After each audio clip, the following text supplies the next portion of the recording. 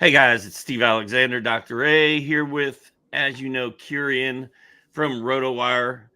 I'd say his last name, but I always screw it up. I believe it's Specker, something like that. Sprecher. Uh, we're going to cover everything that happened on a super busy Monday night in the NBA right after this video.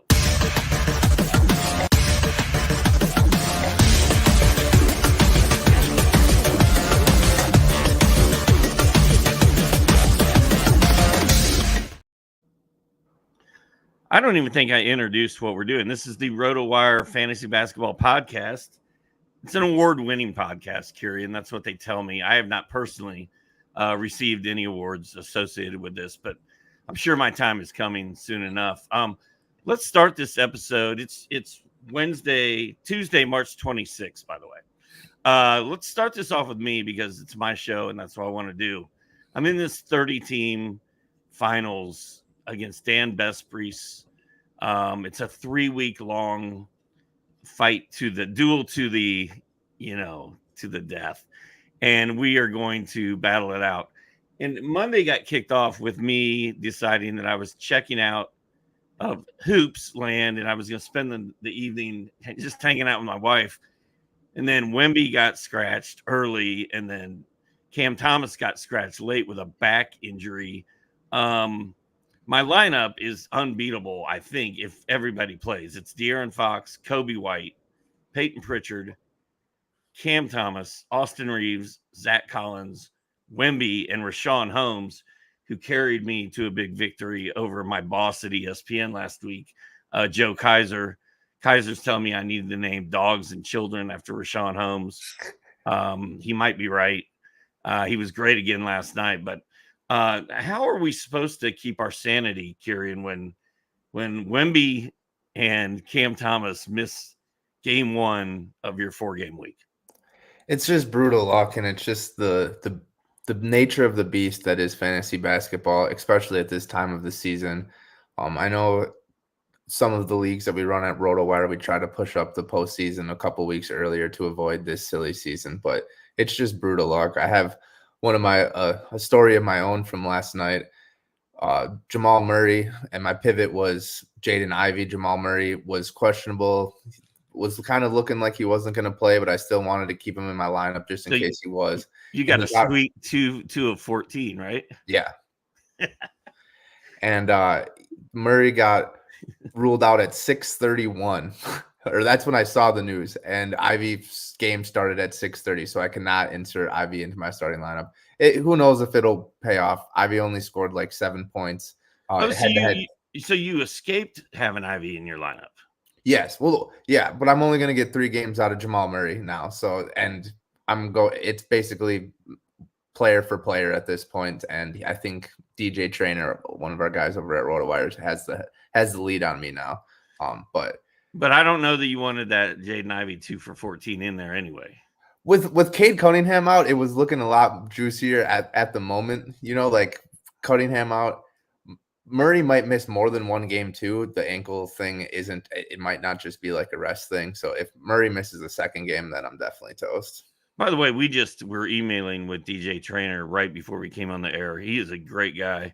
I'm not going to say I'm rooting for him over you because I know you more personally, and I don't know. I don't really have a dog in the fight, but I hope you all have a great matchup, and I hope that the Jaden Ivey debacle with mixed in there with Jamal Murray, and I'm sure there's some Reggie Jackson going on in there as well. I hope you all come out of the other side of that one. It's basically going to come down to Sabonis versus Jokic, whoever scores more points this week between those two. Wow. Well, despite my guys not playing last night, Bespriest is dealing with no Jrue Holiday. So he's on his bench for the week because it's a dinosaur CBS weekly league. I'm up 6-3 after day one. Like I said, it's 3 weeks long, so there's a long way to go. But I won this league in 2011 because I picked up Linsanity right before he went nuts. And if I win it this year, it's going to be because I drafted Victor Wembanyama at like number 16 in that draft. So we'll see how that goes. On Monday night, we did get Nikola Jokic back in action. LeBron James sounds like he's out tonight. These are just quick news hits before we dive into last night. Donovan Mitchell remains without a timetable. Cade Cunningham was out on Monday. Lauri Markkanen again graced us with his presence. I forget that he's even still on some of my teams, so I have to scramble to get him in and out of lineups. Brad Beal scored 9 points and hurt his finger, leaving him questionable for Wednesday. The Suns got rolled by the Spurs without Victor Wembanyama, an unexcusable loss. I don't know what's going on with Phoenix. I don't know what's going on with the Clippers, but those ships seem to be sinking a little bit. Absolutely. The update on the Cavs guys, Donovan Mitchell, most importantly, obviously for fantasy, was that JB Bickerstaff, the Cavs head coach, said hopefully returning before the playoffs. Whatever that means, that doesn't sound like they're returning next week. It definitely doesn't sound like they're returning this week. So that's not great. That also includes guys like Dean Wade and Max Strus, but obviously Donovan Mitchell is the most important guy in that. Already talked about Cade Cunningham a little bit. His injury is interesting. He keeps being listed with injury management. He's now missed back-to-back games and 3 of the last 5. We're talking about Peyton Pritchard being awesome. I've benched Cade Cunningham for Peyton Pritchard in a category leagues just because I need threes, and it's been paying off for me, which seems like a crazy move, but in a category league, you can kind of be a little specific on your needs at this point in the season. LeBron is probably not going to play tonight. I think that's what you said. He's doubtful, but it's the first half of a back-to-back, so it might just be a rest thing. I don't know if it's I'd like to know the last time LeBron James was listed as doubtful and actually played. I'm guessing it's never happened before. Yeah, I would put money down on that. And then, like you said, Markkanen is what played last night and was great, but he hasn't played back-to-back games since February, so more absences could be on the horizon, which is never good for fantasy, obviously. And then the last thing, Bradley Beal did leave yesterday, but he said the plan is to play on Wednesday. Well, Bradley Beal has been possibly the most frustrating fantasy basketball player to roster this season. I'm sure there's some other ones just as frustrating. Maybe a guy like Ben Simmons. But yeah, you know what you're getting yourself into when you took Ben Simmons, though. Beal's been pretty brutal, dude. So that Cavaliers-Charlotte game last night, Evan Mobley came back the game before that, played limited minutes, didn't do a whole lot. Looked much better last night. Looked like his old self. I think he's good to go from here on in. What the heck is wrong with Karis LeVert? These last 2 games have been brutal, and the one on Sunday may have cost me a shot at a championship. It looks like it's just stemming from poor shooting. Obviously, the last 2 games, the offensive production dropped off a cliff. But over his last 9, he's only shooting 23% from deep, which is concerning. But he had been productive for the beginning of that stretch due to like all dropping dimes, getting defensive stats. So I think it's just a little bit of a shooting slump, but he has shown that he can be productive even if his shots aren't falling. But you got a guy like Karis LeVert with that skill level, you got to be scoring in double digits when you're without guys like Donovan Mitchell and Max Strus and those types of players. Yeah, I think it's just a slump. If you got him, I think you got to keep rolling with him and see what happens. For the Hornets last night, Brandon Miller had 24 and 8, which was nice. The rest of the box score was kind of bland. I will mention 2 things though. Vasilij Micic was 1 of 4 with 2 points and 4 assists. He'd been on fire, so I don't know what that was about, and I didn't watch that game, so I still don't know what that was about. So I don't know if you have any insight there. And then my guy, you don't know this, Kirien, because we didn't know each other over the past 5 years, really. But Pokusevski has always been one of my guys. Like, I'm a Poku guy. He's in Charlotte now. He had 11 points, 5 boards, 3 assists, a steal, 2 blocks, and a 3-pointer last night. Like limited minutes.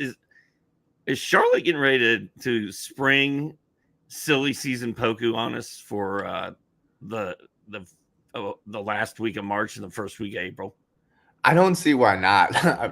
For as fun as Micic and Trey Mann and sometimes, Grant Williams thrown in there, Brandon Miller, as fun as those guys have been to like have on a big night in fantasy the last couple of weeks, this offense is terrible. The Hornets offense is terrible.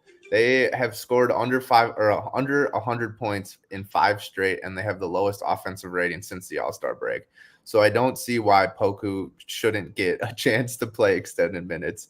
I've been on this podcast a couple of times the last couple of weeks and said Micic is one of my favorite players. I think last night was just a bad game against a really good defense, and he's not the type of player to just chuck up shots in that situation. He's going to try and get the offense flowing, so that only taking 4 shots was just a product of, I'm going to chalk it up to Cleveland's defense being back with Mobley and Allen dominating the interior, and there's just not many open shots to go around there. The other highlight for the Cavs, George Niang and Sam Merrill combined for 9 3-pointers off the bench. So like I was saying with Peyton Pritchard in my categories league, those two guys have been raining in threes. Sam Merrill went 0 for 6 on Sunday, which was pretty bad. But other than that, those two guys have been a consistent source of threes for the last 2+ weeks with all of the injuries in Cleveland going on. All right. So then the next game on the docket is the Hawks versus the Celtics. If the Hawks go down by 30 and come back and beat the Celtics, did a tree fall in the woods? I don't even know what I'm trying to say, but the Hawks overcame a 30-point deficit last night and beat the Celtics, which is absolutely ridiculous and makes me laugh. And the Celtics were basically almost at full strength, except no Jrue Holiday, right? And Derek White. Oh, and D. White. He's sort of the key to the whole thing, too. But they're just letting those guys chill. They're just getting ready for the playoffs. Yeah. They don't care. What a terrible loss. I was at the gym during the game, but when I was scrolling through Twitter when I got back, I saw a tweet from my guy Shane Young. I believe he's a Phoenix Suns beat reporter, but he might just kind of be like an NBA freelance guy that's in Phoenix. I love a lot of his content, but he had a tweet mid-game and he's like, this might be the best NBA team we've seen in 20 or 30 years. And I can't believe the tweet was still up because it was just getting shredded. Like, yo, man, they lost to the Hawks. So that was a pretty funny moment from last night. And then I know you said you were hanging out with the wife, so you didn't get to watch much. But did you see DeAndre Hunter's game-winning shot? So Hawks up 1, like 40 seconds left, full possession, right? They take a shot right as the shot clock's coming down. They get the offensive rebound. So they're up 1 with like 18 seconds left. There's no reason for the Hawks to shoot. They can just pass the ball around, get fouled, go to the 3-point or free throw line. DeAndre Hunter gets the offensive rebound at the top of the key. YOLO chuck. He was pretty open, but he just chucks up a 3, nails it, and that's the dagger. But like everyone's like, no, don't shoot. And then YOLO. he nails it. So that was a pretty funny moment and a pretty good, it's been a pretty good stretch for DeAndre Hunter. He's balling 18 points on 47, 40, 86 shooting splits over his last 8 games. He's not offering much production in other categories, which doesn't help for fantasy, but DeAndre Hunter is putting the ball in the net recently, and I'm happy to see it for him. Good. Kirien, I'm sort of a boomer. Was DeAndre Hunter shot anything relative to what we saw Leroy Jenkins do back in the day on a video game? A little bit. Had a little Leroy in him. That is a classic reference. I feel like I'm right in the age limit where I still get that. I bring that up to some of the younger guys at RotoWire, and nobody gets it. Oh man, that's too bad. I must be at the very, very high end of the age bracket for people who know that reference. Yeah, definitely. You must be at the very low end. Yeah. And it's like a happy medium. I mean, I still don't even fully understand what I saw when I watched the whole Leroy Jenkins thing, but it still makes me laugh. Yeah. Nonetheless, and if you guys don't know what we're talking about, it's pretty easy. Just Google Leroy Jenkins, and I think you'll find it. Tatum had 37 last night. Your former high school teammate Hauser played 27 minutes, only hit 2 of 10 shots. That was too bad. But man, I've been rolling some Sammy Hauser when he's due to get minutes, because the Celtics are in silly season mode. They are resting 2 guys every night pretty much. I think we can count on that the rest of the way because there's no reason for them not to. Are we ever going to see Drew Holiday again? What's happening there? So the updates have been sporadic and not really giving much information. They said initially that he had like a dead arm because he got like, just like you got like hitting a nerve and then it was just feeling weird. And then yesterday, Holiday said that wasn't the case. And then Missoula said before yesterday's game that there's no concerns with Holiday's injury at all. So like you said, they're kind of in silly season. They've already locked up the number 1 seed. So I don't think they really need to push Holiday back. But you do want to see him get at least some tick before the playoffs start. As for like when it comes to fantasy, I don't know if we'll see him during the fantasy season again, though. I don't want to see him again. I'm loving this Pritchard life. Yep. I'm living my best Pritchard life. Same. He's living his best Pritchard life, and my opponent has Drew Holiday. So I mean, it's like a best case scenario for me. Not that I'm rooting for guys to be injured and not play, but I don't even think Holiday's really injured. For the Hawks, they were really balanced box score to the point that it was almost boring. They started Krejci, right? Mm-hmm. 4 triples, 16.6 boards. I mean, Jalen Johnson's out. Trae Young is out. Do we need to look at Krejci as somebody who we're maybe streaming or picking up? So Krejci's drawn like 9 straight starts, so it wasn't just last night. Right. And this was only the second double-digit scoring outing he's had during that stretch, and he doesn't offer much else. So I don't think he needs to be added. It is worth mentioning that he's made 7 triples over his last 2 games, and he had only made like 4 triples in the previous 7. So if the shot is turning the corner, then he has a chance. But I'm not adding him in any standard leagues right now. I'm not either. Okay, then next on the docket, we're going to go to Nets Raptors. Oh, the Nets were led by Dennis Schroeder and Tremont Watford, right? Trendon Watford. Trendon. Couldn't think of his name for a second. They each scored a whopping 19 points. Mikal Bridges, possibly the most frustrating player to roster in fantasy besides Bradley Beal, hit 5 of 15 shots for 12 points. Cam Thomas didn't play. Messy game, and they somehow beat the Raptors. Yeah. Jalen Wilson, the rookie out of Kansas, also started last night. It was only a second career start, 12 points, 5 rebounds, 2 assists in 30 minutes. I've always kind of liked his all-around game.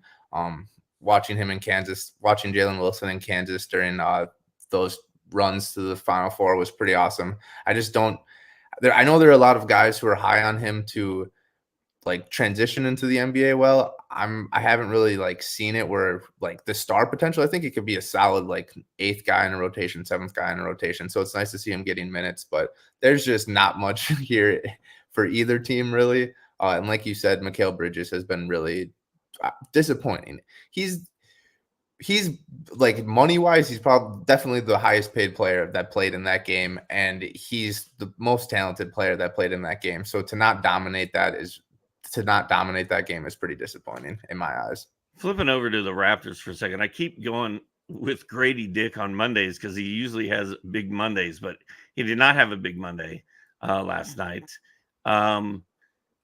Is there anything going on with the Raptors that we need to know? I know Emmanuel Quickly's out for a while. That's why I keep thinking Grady Dick's going to do something. Kelly Olynyk has decent game, horrible game, good game, decent game, bad game. Like he's very hard to get a read on, but he did have a lot of assists last night, and he does put up production kind of across the board. Are we still in on the Kelly Olynyk train? Yeah, I'm still rolling with Kelly as long as Pirtle's out, and I don't know if let me just check. They haven't ruled Pirtle out for this entire season, but I don't see him coming back. So I'm still rolling with Kelly Olynyk. The update on Emmanuel Quigley and RJ Barrett is that they're back with the team. They were away for personal reasons. Barrett's brother died. I don't know if you saw that, which is tragic. I'm not sure what was going on with Quigley. So they're both back with the team, and said that they were going through return to competition conditioning. So, that'll probably mean a week of practices. So you could see Emmanuel Quigley and Barrett back in the lineup relatively soon, which would probably mean a pretty big hit for guys like Gary Trent and, like you said, Grady Dick. But Gary Trent's kind of been on fire. Yeah, he has. So I think those two, watching Quigley and Barrett's return, that's probably the biggest storyline from yesterday for either of these teams. Well, that's also a good news piece, because when I looked up Emmanuel Quigley yesterday for a column, he was still without a timetable. So the fact he's back with the team, I think that was that update came like after the game last night, so it was a pretty late update. Okay. And then switching over to the Pistons and the Knicks, Mackie Sasser goes for 24 points for the Pistons. James Wiseman, 14-11. As long as Jalen Duren's not playing, I think Wiseman's a solid play right now. Ivey, who we talked about, was 2 of 14. And then there's this dude, Tosin Evbuomanwan. That's about as good as I can get. Something like that. Two games in a row, he started, and he's kind of doing stuff. You can't even find him on ESPN half the time because they're used to him being in the G League and whatnot. But there he is. I mean, you talk about a silly season name, Tosin Evbuomanwan. And then Shimizi Mitu had a good game the night before last, and then played decent minutes last night. And Evan Fournier is somehow still relevant for the Pistons. I don't even know what to make of any of that. So starting with Cade Cunningham, I have Cade Cunningham in a lot of leagues. I was really high on him the summer, like it wasn't the Olympics, but whatever the world stage was this last summer. Reports were saying that he was dominating that, so I was really high on him. It's been a pretty good season, personally for him. The Pistons have sucked. But like I said earlier in the podcast, he's missed back-to-back 3 of the last 5 due to injury management. I expect him to be maybe not fully shut down, but not playing pretty consistently. Maybe like a marketing thing where he's only playing every other game. So with Cade Cunningham, I love Marcus Sasser. I was about to say Marcus Smart. I love Marcus Sasser. Dude is a baller. Is it Marcus? Oh, Mackie Sasser was a baseball player. Marcus Sasser. He can knock down threes, rack up defensive stats. The Pistons are bad, so why not let him play 30 minutes the last couple weeks? Like you said, he had a great game. I'm probably passing on Tosin, Troy Brown, Me Too, those types of guys. Fournier, I'm looking at if you need triples. He's another guy like Niang and Sam Merrill where, they're probably only going to be playing like 20, 25 minutes. But if the shot's falling, they could rack up 5-6 3-pointers real quick. So, I mean, I'm probably passing on most of the Pistons forwards, those guys, but Sasser and James Wiseman are definitely guys to go to in this situation because they're putting up good numbers, especially with Cade Cunningham and Jalen Duren out. I have information on Mackie Sasser, by the way. He was a catcher from 1986 to 1992. His nickname was the Hacker. I think he had a famous run-in with the San Diego Chicken, if I'm not mistaken. So you're all caught up to date on Mackie Sasser, not to be confused with Marcus Sasser, who is not a 62-year-old white ex-baseball player. So James Wiseman, I think, worth a shot if Duren is not playing. So keep him in mind. On the Knicks side of things, Josh Hart had a triple-double again. Dante DiVincenzo drops a 40-burger, 11 3-pointers. Like, how fun at times has DiVincenzo been this season? So fun. Absolutely incredible. He really looks to have learned something from his days with the Splash Bros. Jalen Brunson plays like such a slow, like methodical pace. And then as soon as DiVincenzo gets it up, he's like, I'm chucking this thing. When it's fallen, I think he's been battling for like the lead with most 3-pointers made this season. I'm not sure where he stands right now, but it's not just threes. He's a great defender. He can rebound well. Everyone on the Knicks. You can't play for Thibs if you can't rebound. But Obviously, career high night for him. I think the 11 3-pointers set the Knicks record for most in a game. So just an incredible historic night overall for DiVincenzo. Have we ever seen Dante DiVincenzo and Grayson Allen together in the same room? I don't know. Might be a Marcus Morris, McKeith Morris type of situation because Grayson Allen was terrible last night. So maybe they switched bodies. They can't do it on the same night. They're the same dude. Yeah. All right. Moving on to the Washington Wizards and the Chicago Bulls. Now, if any of you plowed through this game on NBA League Pass, props to you because I don't think I could have done it. But what I will say is Rashawn Holmes has been very, very good to me. He had 14 points, 15 boards, a steal, and a block. He's locked into my 30-team lineup. He is playing very well. I'm worried about his toe. I'm worried about his age. I'm worried about the fact he plays for the Wizards. I'm worried about something could go wrong with this experiment at any time. But so far, Holmes has been awesome. Corey Kispert had 19 points, 12 boards with 3 3-pointers. We've been predicting a Kispert breakout coming once the Washington shutdowns started happening. So that was nice to see. Absolutely nice to see. Jordan Poole has also got to give him his flowers. He was terrible at the beginning of the season, kind of found a rhythm again off the bench and is now back in the starting lineup and playing pretty well. Team high 23 points last night on relatively efficient shooting, 8 for 20 from the field, 4 for 12 from 3-point. I would say that's efficient for Jordan Poole. And then on the Bulls side, just DeMar DeRozan, an incredible performance again, 5 steals, 27 points. Kobe White, he struggled a little bit with his shot last night, but he seems to be finding his rhythm again after a little bit of an absence. The concerning thing here for the Bulls was Vucevic. He seems like a front. I know I don't mean to disrespect your boy Rashawn Holmes, but seems to be a pretty easy front court to take advantage of. And Vucevic with only 9 points was a pretty brutal showing there. And then I got to bring up my guy Johnny Davis. I'm a Wisconsin kid at heart. I want Johnny Davis to be so successful in the NBA, and the fact that he's still getting opportunities is nice, but he just hasn't shown anything. We also had Tristan Vukcevic. I think it's pronounced the same way as Nikola, but I think I don't know if it was his debut, but maybe his second game. So Tristan Vucevic, he was a second-round pick for the Wizards this year, but opted to stay overseas. Recently got a buyout with that team and is returned to the NBA.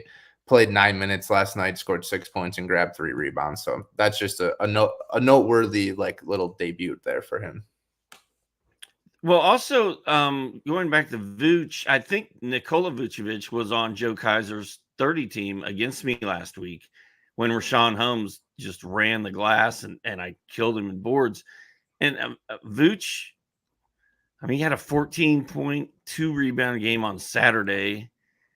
16 boards last night, 9 points. He's playing okay, but he's not exactly out there just killing it. Probably because he plays for the Bulls. He's like, why am I going to break my body for this? All right. Let's move on to the Blazers and the Rockets. It is 28-40. I'm trying to multitask here, Kirien, and I'm not very good at that. The Danilo Banton season, my guy, 28 points. Do you have 11 assists or boards? One of the two. Full stat line. I've been riding Banton for a while, and he's killing it, man. Absolutely. Another former Celtic going to a new team and kind of finding himself. Delano Banton, and also you could look at Aaron Nesmith for the Pacers right now. He's maybe not the greatest fantasy asset, but he's been starting for the Pacers all season and is a very good role player. And it's amazing how you can see the successful teams, even their 14th and 15th player on their roster, they go to another team and all of a sudden they make an impression really easy. And it's pretty easy to make an impression on a Portland team that seems to be tanking for a second straight season. The Rockets do half game back of the 10th seed right now. When Sengun went down, it was it's over. Like they're chalk it up, start playing for lottery balls. They're a half game back of the play-in right now. Jalen Green is playing fantastic. Their defense is playing up to par. Ime Udoka is figuring stuff out. He's always been a great defensive coach. And Landale has been, he's not like starting consistently. Jabari Smith was also out for this game for a suspension. He'll be back. But Landale has been fantastic off the bench when Jabari Smith has been playing. The Rockets, watch out. Things could get interesting. Draymond Green was asked at, I think it was a press conference over the weekend, a post-game press conference, and he was like, I don't care about the Rockets. Well, you better start caring about them or start winning games because the Warriors might not be in the play-in. Well, and that was the thing. You mentioned the number 10 team that they were only half game behind, and I'm sitting here thinking to myself, it's either the Lakers or the Warriors. I think it's the Warriors. And yeah, the Rockets are 14 and a half back. The Rockets are at 14.5. The Warriors are at 14.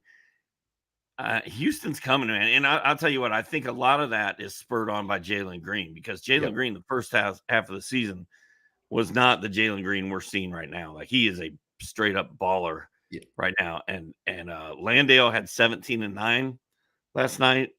The fact they're doing this without Alpi Şengün is incredible. And if I was the Rockets, man, I'd be going all in right now. Like, let's take the Warriors out of this thing. Like, let's play spoiler and ruin their season. Absolutely. And for as young of a team as this is, I know they brought in Fred and Dylan Brooks and Jeff Green and had some veteran presence there, but this is a young team. So like eliminating the Warriors from the playoffs is basically like a finals for them at this stage in their respective careers. Like that, I feel like there's a lot of motivation in that locker room right now. We also got to give a little shout out to Amen Thompson. Over his last 9 games, 14 points, 8 boards, 2.5 assists, 1.5 steals, and a block per game. Like that's fantastic production for a rookie at this point in the season. He's supposed to be hitting a wall. And with the Şengün injury, there's just a lot of extra minutes available, and he's been balling out. Listen to this, man. 8 of the next Warriors 10 games. There's only 12 games left. 8 of their next 10 are all on the road. They're at Miami, at Orlando, at Charlotte, at San Antonio, who just beat Phoenix. They got to play Dallas at home. Then they're at Houston on Thursday, April 4th. Circle that. That could be a huge game. Absolutely. And then they're at Dallas, and it's like, I don't know, man.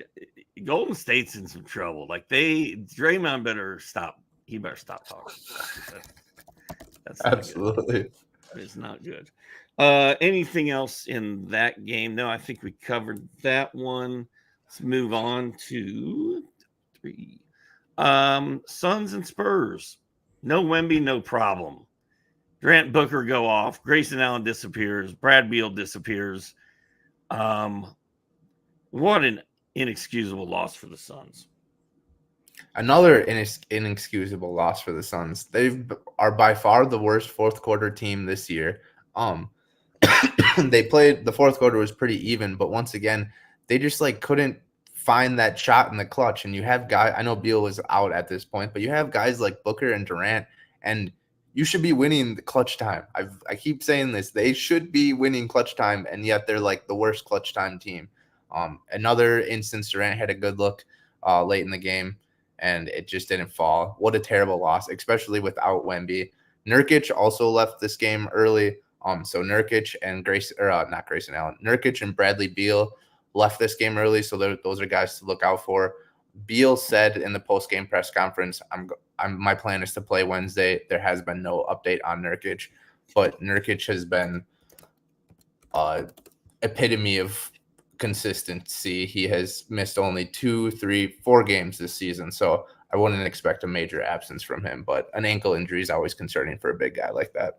Well, and it doesn't take, I mean, we've seen in the past where he has not been the most durable guy. So I think fantasy managers need to keep their radar up on Bol and Drew Eubanks just in case Nurk misses games. Because if he's out, Bol becomes relevant, and so does Eubanks. So yeah, something to keep in mind there. I real quick, did you see it wasn't in this game, but Bull and Wemby, I think they played over the weekend. Bull had some words for Wemby. He's like, hey man, we're the same type of player. I want to be getting those calls too. I thought that was pretty funny. I would pay money to watch Bull and Wemby just goof around in the backyard for 3 hours. Oh yeah. Maybe swimming and volleyball, some basketball, some tennis, some rollerblading, maybe whatever, some pickleball, whatever they want to do. I'd pay money to just sit there and watch that. Definitely. On the Spurs side of things, the good news about Wemby being out is that Zach Collins is probably going to do something if he's not playing. So Collins had 18 points, 5 boards. Jeremy Sohan, dude, 26 points, 18 rebounds. How does Jeremy Sohan get 18 rebounds? Because he's a power forward that they've got playing point guard, right? Like, It's just so weird. And Sohan is like one of those guys where I'm always on the verge of like, oh, he's my worst player. Should I cut him to pick up this hot free agent? And then he does something like this. So that was crazy. And then Devin Vassell, huge game. So I'm telling you, man, the future looks pretty bright in San Antonio. When they finally put in the final pieces into place to build around Wemby, Vassell's going to be there. Sohan's probably going to be there playing a different position. And if you're a Spurs fan, man, you've just got to be so psyched. Absolutely. And it was kind of a talking point at the beginning of the season. It's like, okay, Victor is going to be Victor. We're going to let him do his thing and figure out where he's good and how he succeeds and what we can do to make him better. But this season was all about figuring out who's going to be around Victor in the next 4 or 5 years, like you said. And I think Vassell has definitely made his case. And Sochan has been a little inconsistent, but he's been playing well. And when he does produce like this, you see the flashes of the type of player he can be. All right, let's move on to the Nuggets and the Grizzlies. The Grizzlies box score is really balanced and boring, kind of. There's nothing that really jumps off the page, but it's all pretty okay. And then Lamar Stevens, I feel like he makes noise twice a week right now. And he had 19 points. He's had some solid games over the last few weeks. Is Lamar Stevens worth a silly season pickup right now? I mean, anybody you're taking from the Grizzlies you just got to take it with a grain of salt. Like you know, it's just you're swinging the roulette wheel. It's a game of chance at that point. Lamar, he only played 23 minutes, so the role isn't as consistent as I would like it to be. But you know, Desmond Bane and Jaren Jackson could be out next week, and he could be playing 35 plus minutes as a starter. So I think it's very important to keep an eye on all of on all of these Grizzlies, but trusting them is a whole nother story. And I think you are our resident Jamal Murray expert. Is that correct? I follow him very closely. Yes. Can you once again, in case somebody missed it at the beginning of this, Reggie Jackson had 15 points, 8 assists last night. I'm sure he was a popular DFS stream and a pickup for people who needed a warm body. What is Murray's deal again? He's missed back-to-back games due to a left ankle sprain. He twisted it last week against the Knicks in literally the last minute, and it was just kind of like he'll be fine, whatever. And then back-to-back games, Nuggets are kind of rolling right now, so they don't really need to bring him back. So I'm very concerned at this point. I think that he could miss more games this week. The first absence that he had, Jokic was also ruled out, and it was Portland. So you're like, oh well, maybe this is a coincidence. Yeah. And then Murray misses this game against Memphis, and Aaron Gordon's also out. So there's a little sliver of hope that it's it's Portland and Memphis. The Nuggets thought that they could win both of those games without Jamal. They did win both of those games without Jamal. They'll bring him back soon. But there's also the thing of, well, we won those 2 games without Jamal, so might as well just keep going. I have Jamal right now in a semifinal playoff matchup, and I'm concerned. I'll say that I'm concerned. Yeah, you should be. Just given his injury history and everything else, and the fact that these guys are, Denver and Boston are better than everybody else. They just are. Yeah. They have the best players. They have the best teams. They have the best records. Like Jokic doesn't need to be out there every night right now. And I envisioned a conversation last night in the Nuggets locker room. It's like, oh, Michael Porter Jr. is iffy due to an illness tonight. He may not play, and I can see Aaron Gordon coming up to him and be like, "Hey, bro, let me have this one. I really don't want to play tonight. Why don't you go play? I'll be ill." And Aaron sat. MPJ powered through it. Didn't do a ton, but MPJ, by the way, Mike Porter Jr. I've got a lot of flack about my love of Mike Porter Jr. throughout the years, but he's been awesome the second half of this season. Absolutely. That's I mean, there's always like concerns for fantasy, like he doesn't do much else, but he's kind of been a rebounding machine this year for a guy that doesn't rebound. He's averaging 7 boards a game. Like that's pretty awesome for a sharpshooter like that. He's been fantastic, and I totally agree with your statement that the Nuggets and the Celtics are just head and shoulder above everyone else. The way their teams run, their consistency, the way that guys go in and out of the lineup and they don't miss a beat. They're definitely the cream of the crop. All right, let's move on to Dallas and the Jazz. The Jazz hands. Luka, triple-double. Ho-hum, another day at the office. Dallas wins. Gafford, 13 and 11. 2 steals, 5 blocks. I'm in another championship week or another playoff league in Yahoo, and I cut. I may have cut Gafford. I had to cut somebody on a 2-game week, and I don't know. I don't remember if it was Derek Lively or Gafford. I think it might have been Gafford. So now this dude playing against picked Gafford up, and he's using him against me, and it's killing me. And I didn't replace him in time. You can only pick guys up like every 4 days in this league. So I'm sitting here in a 2-center league with only 1 center playing because this league just doesn't let you pick up players willy-nilly, and the bids I put in to get a center did not go through, so whatever. But Gafford's been awesome. Kyrie had 27. Markkanen scored 34 for the Jazz. Hey, John Collins has recovered from the drive-by dunking he received, and he had 21 points and 11 boards. Anything else to see between those squads? Not much. Colin Sexton keeps doing his thing. The Taylor Hendricks, Bryce Sensabaugh rookies for Utah keep seeing minutes, but not delivering exponential fantasy production. And then like I said earlier, Markkanen, fantastic game.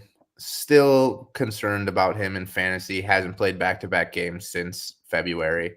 It is now March 26th. That is a month. A month of not playing back-to-back games is concerning for fantasy. It is. The Mavericks, by the way, are 8-2 over their last 10. They're rolling, right? Yeah. And they passed the Suns only because the Suns got beat by the Spurs, but they're still tied with the Kings, 8.5 games back for the number 7 seed for Dallas. And then they're still 2 full games behind the Clippers and 2 full games behind the Pelicans. I really thought that Dallas was going to make a run at the Pelicans and try to win that division. And I guess there's still time. They're only 2 down. There's 3 weeks left. Brandon Ingram, it might be done for the regular season. So there's still time for Dallas to make a run, but they're going to have to keep winning games. They're going to need Gafford to keep going off. They're going to need Kyrie to keep going off. So yeah. So if you want real quick, like you said, Boston, Denver are at the top for me. Milwaukee with Chris Middleton is a very, very close. I think they're 1B, right? And then my second tier, I have the Mavs and the Pelicans in that third tier right now.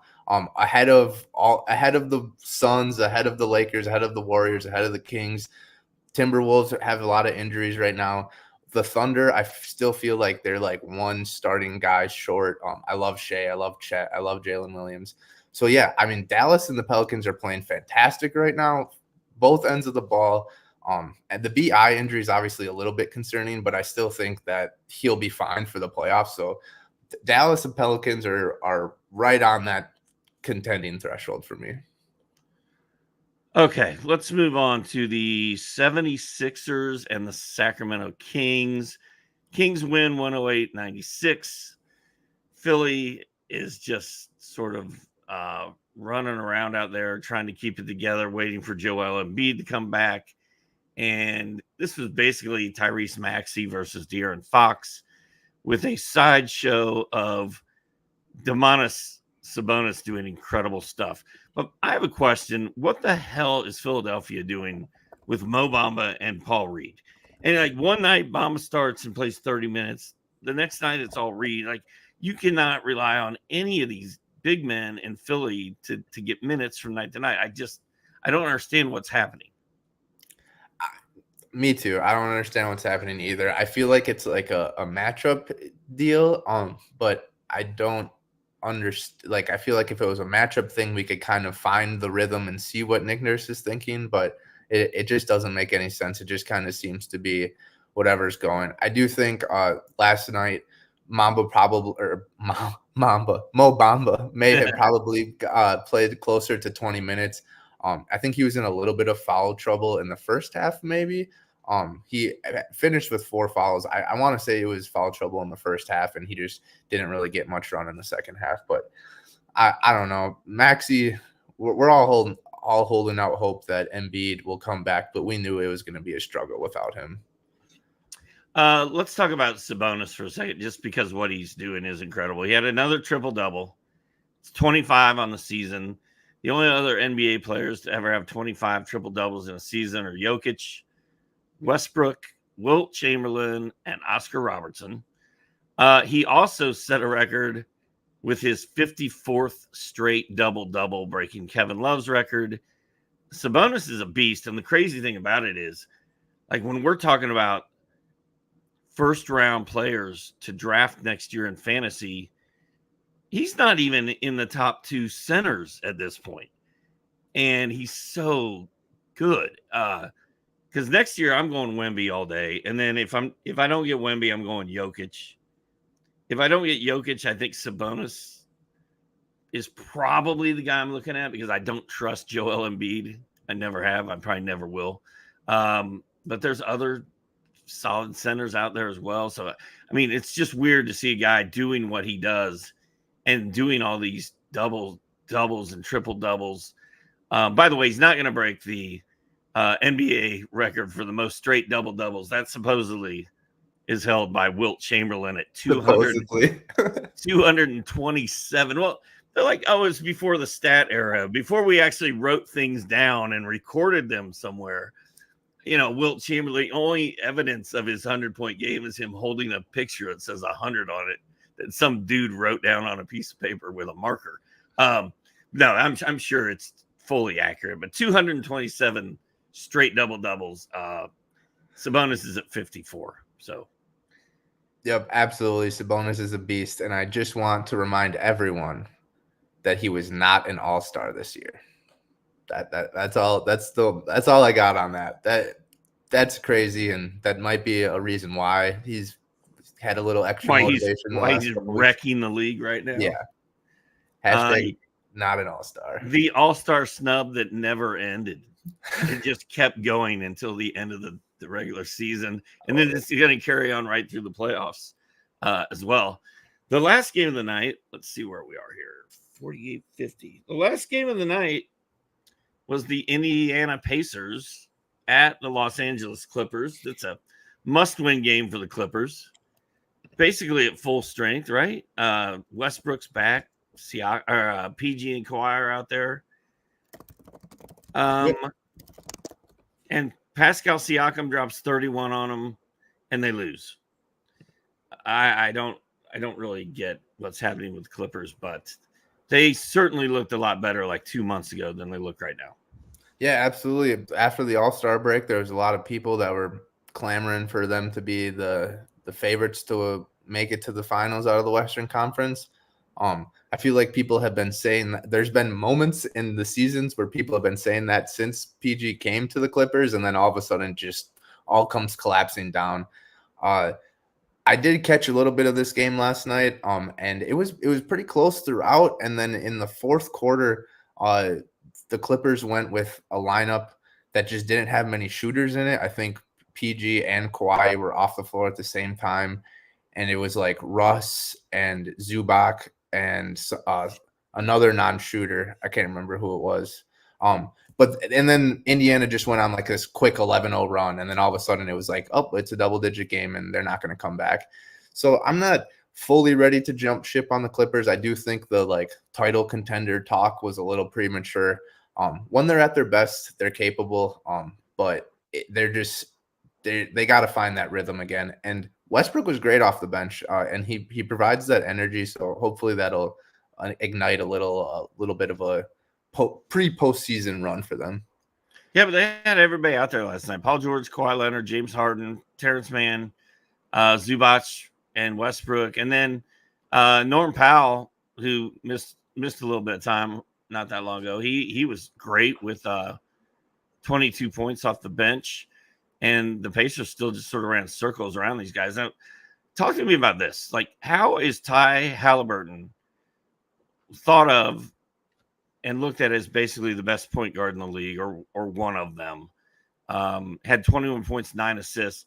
And Rick Carlisle and the Pacers are somehow keeping TJ McConnell relevant off the bench. McConnell had 15.6 assists, despite the fact that Halliburton's out there playing well. Also, props to Miles Turner, 24.7 boards, 4 triples.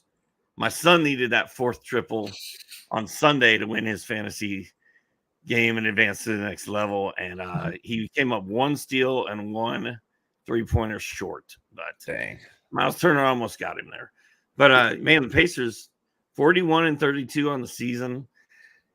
Not shocking the world, but I don't think anybody is going to be excited to see that team in the playoffs. No, absolutely not. And they showed that in the play-in tournament. Their style of play, it's just a little bit different and brings different challenges for a lot of different teams. And like you said, TJ McCollum, fantastic, and he's almost been better when Halliburton has been available. When Halliburton missed time, I tried to stream McConnell in a couple times, and the production wasn't quite what I was expecting. But somehow he is able to put up these type 15 and 6 off the bench in 24 minutes is just fantastic per minute production. All right, let's hit some viewer questions and then get out of here, because there's some people dying for your insight. Christian Rogers wants to know, should I drop Micic for Paul Reed or Wiseman? Micic appears to be cooling down. I could always use rebounding and defensive stats. I mean, just based on what you said right there, I would say yes. If you need defensive rebounding, go get Reed or Wiseman. Yeah, absolutely. That's what it would have been exactly my take. If you need defensive stats, definitely roll with one of the 2 big men. Duren is currently dealing with low back spasms. That can be troublesome for a big man, but it also can mean that he'll be back for Detroit's next game. So Wiseman is a little bit of a risky play right there. I think Paul Reed is also kind of risky, but if you need defensive stats, I'd probably roll with one of the bigger guys. Michael Chang, his initial question, which I didn't put up, is would you drop Keon Ellis for Naz Reid?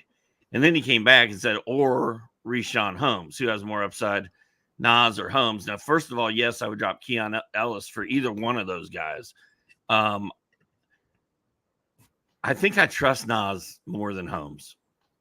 Yeah, I think I'm trusting Naz more than Holmes. I don't know if this is like a week-long league where you just like set it and leave it. So I don't know how many games either of them play. Well, he wants to do it after tonight. He wants to drop Keon tonight after he plays and then go get Reed or Holmes. So okay, he's streaming. Yeah, I would pick up Naz then.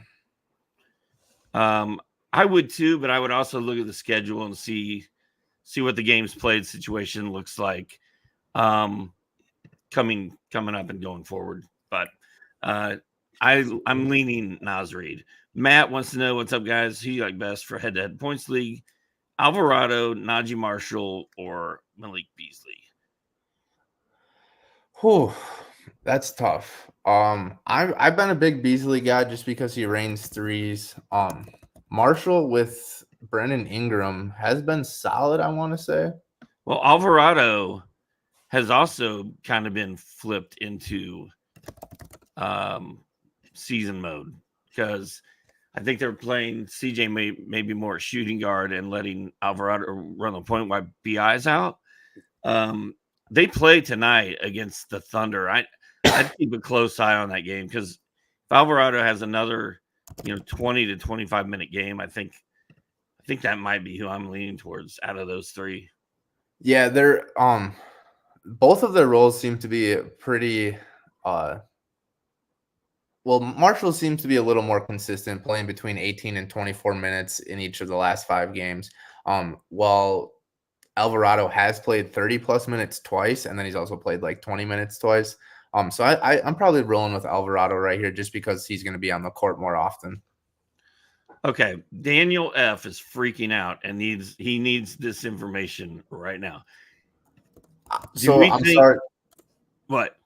I'm sorry, Daniel. I've been waiting to answer your question because I was hoping that there would be an update by the time we got to your answer, but there is no update, my guy. I'm sorry, Daniel.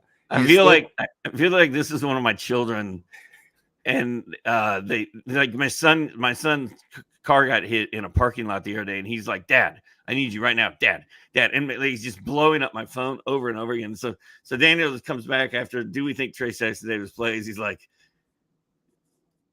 where'd it go? Now I just lost it.